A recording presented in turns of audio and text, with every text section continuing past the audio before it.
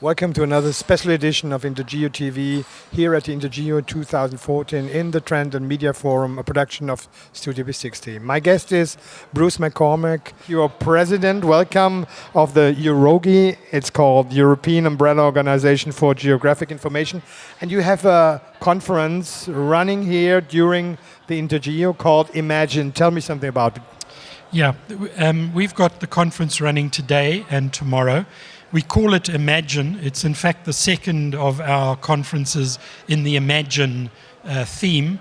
We call it Imagine because we believe that there are absolutely enormous opportunities for exploiting, using geographical information, and we're all of us limited by our imagination of what we can do with all this stuff, because there's so many more other things that can be done out there.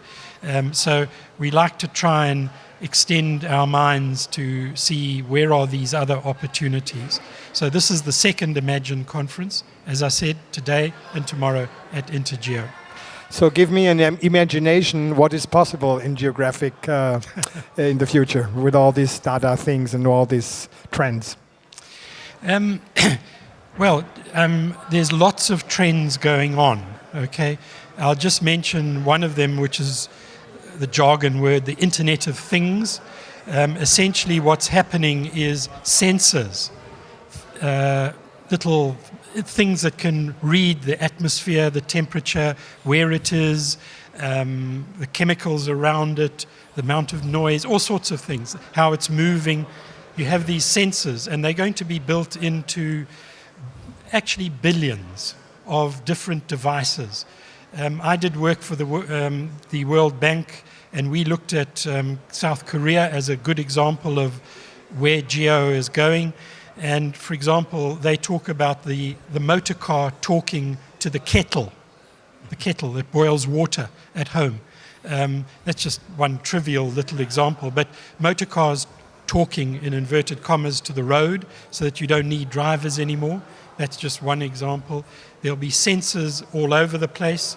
And there's estimates like here in Europe there will be billions upon billions of these sensors reading, measuring different things. Some of those sensors will have what is called activator capacity. It doesn't just sense what's going on around it. It can actually change the way a machine works or change something in its environment. So what's emerging is this unbelievable number of sensors and activators which need to be connected up.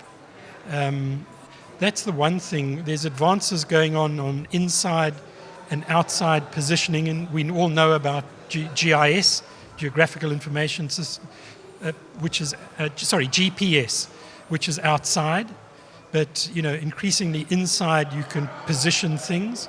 So seamless transition from outside to inside. Artificial intelligence is coming in, where machines know where they are and looking at their environment and making decisions about what to do, etc. I could go on and on. But there's a completely new world coming, which has enormous opportunities, but also some scary parts, like for privacy, for possibly even terrorist intervention.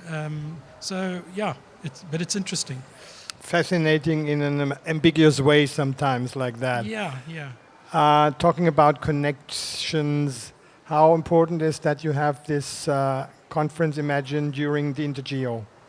It's important because you look around here and I think there's 13,000 or something people coming to this conference who are interested in some level in geographical information ways, mainly the technology side of it. So some of those people would be coming to our conference, but also the people who come to our conference can come and look around here, because my goodness, this is the first time I've been here. Wow, there's just so many exhibits. There's so much on display. I could spend 2 days just wandering around, forget my conference, just looking at what's here. But I'm not going to forget my conference. No. You don't Absolutely. forget your conference because it's very important. You Yeah, have exciting topics Yeah. at the end. Tell me, what's the Europe's global positioning regarding geographic information and geotechnology? Is there a global position? If you look at it at one level, you see Microsoft, you see Google.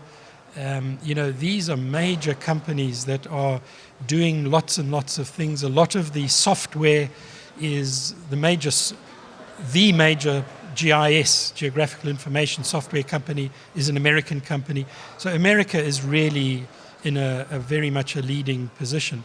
However, there's something in Europe which the rest of the world is absolutely watching us on.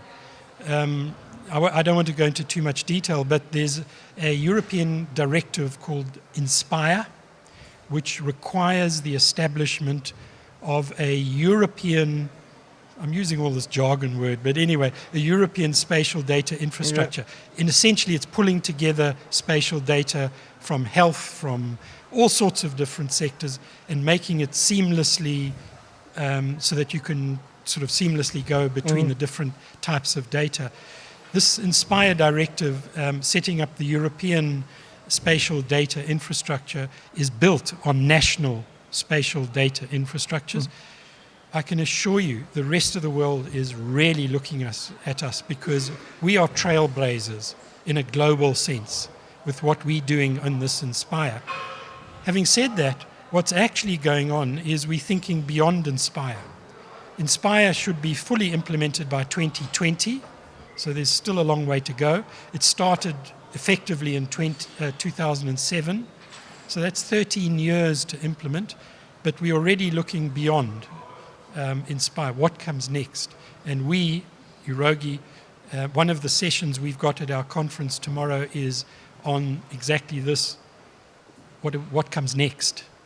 And I could talk more about it, but yeah, we're leading in that, particularly in that field. To sum up, what comes next?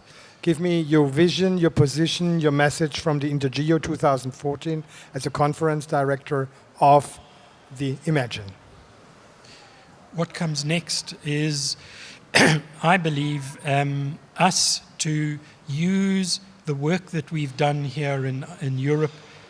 INSPIRE is a very good example. It's not the only one. To use that to unlock the opportunities of this new world that's coming our way with social media, with the artificial intelligence, inside, outside positioning, the Internet of Things, etc., etc. So use what we've got, and we do very well.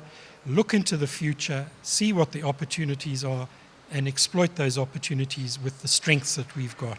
Sorry, I'm talking very broadly, but that's a broad answer, I think.